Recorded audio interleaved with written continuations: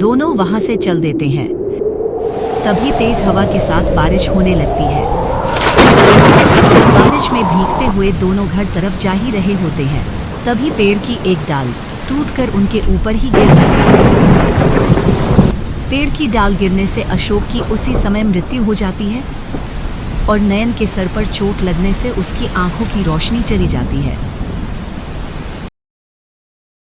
राजपुर नामक गांव में अशोक नाम का एक किसान रहता था।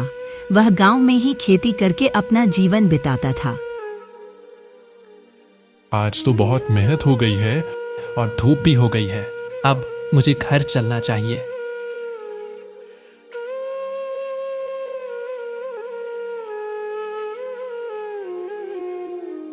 अशोक घर चला आता है।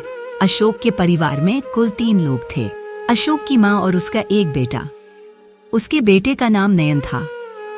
नयन का जीवन बहुत कठिन था।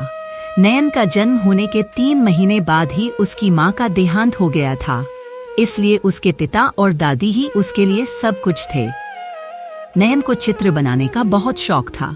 वह खाली समय में कभी अपने पिता का चित्र बनाता तो कभी किसी जानवर का।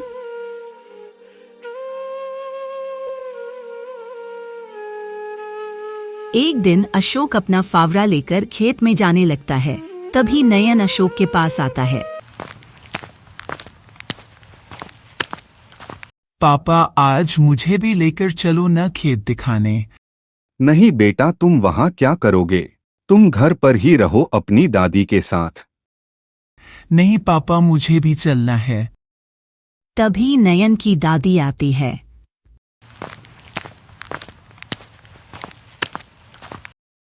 लेकर चला जा बेटा, जब वो जिद कर रहा है तो।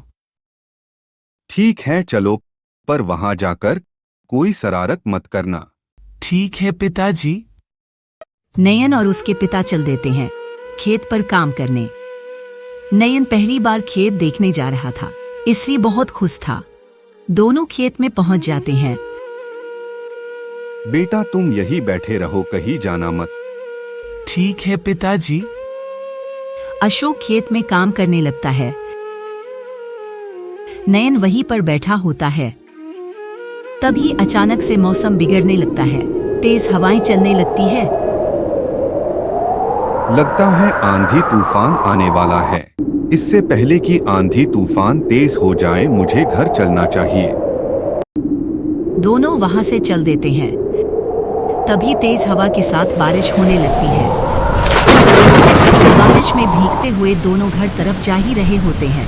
तभी पेड़ की एक डाल टूटकर उनके ऊपर ही गिर जाती है।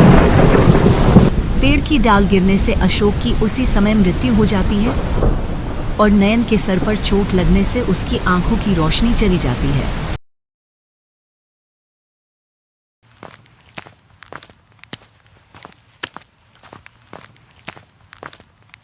अरे ओ शकुंतला,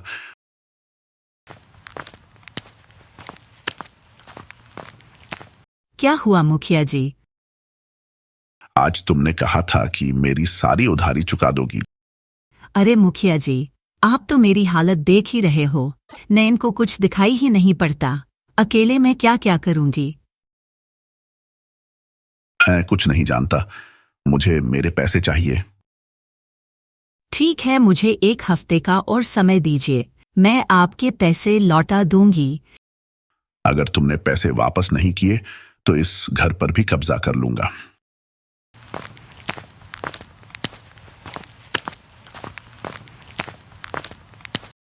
कौन आए थे दादी?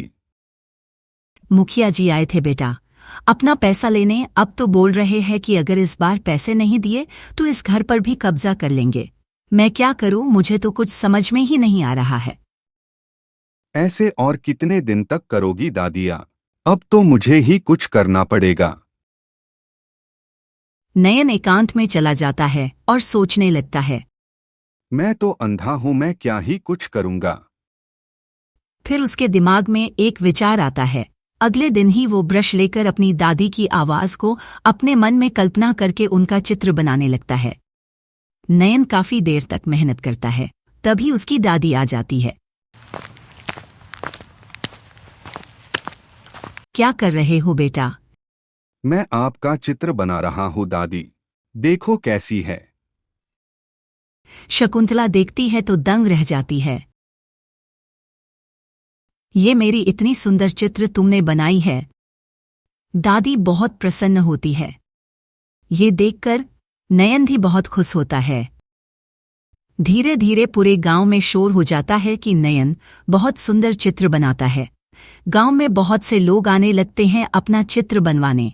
नयन को चित्र बनाने के पैसे भी मिलते। कुछ दिन ऐसे ही चलता है।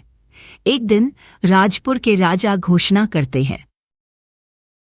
आज मैं बहुत प्रसन्न हूं और मैं आज ये घोषणा करता हूं, जो भी मेरा सबसे सुंदर चित्र बनाएगा मैं उसको 1000 स्वर्ण मुद्राएं दूंगा। धीरे धीरे ये खबर पूरे गांव में फैल जाती है। दूर दूर के लोग इस प्रतियोगिता में भाग लेने के लिए उत्साहित थे। नयन को भी ये खबर मिलती है। दादी, आपने सुना राजा ने चित्र बनाने की प्रतियोगिता रखी है। मैं भी इस प्रतियोगिता में भाग लेना चाहता हूँ। पर बेटा, सब लोग हंसेंगे तुम्हारे ऊपर ये देखकर कि एक अंधा चित्र बनाने आया है। दादी, मुझे अपने कला पर पूरा भरोसा है। लोग हंसेंगे तो क्या हुआ, मैं कोशिश तो कर ही सकता हूँ। ठीक है बेटा, जैसे तुम्हारी इच्छा।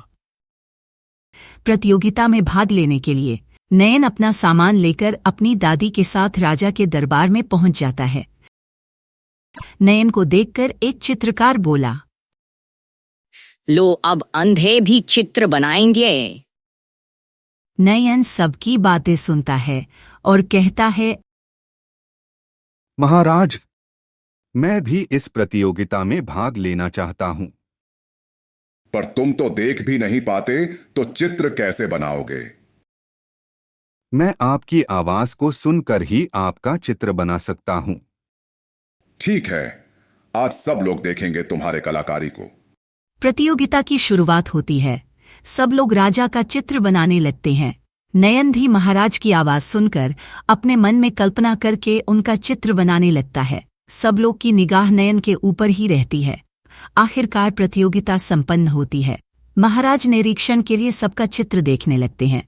जैसे ही महाराज नयन का बनाया हुआ चित्र देखते हैं तो आश्चर्य हो जाते हैं। ये मेरा इतना सुंदर चित्र किसने बनाया? जी महाराज, ये नयन का बनाया हुआ चित्र है। मैंने अपने जीवन में अपना इतना सुंदर चित्र नहीं देखा। महाराज नयन को बुलवाते हैं।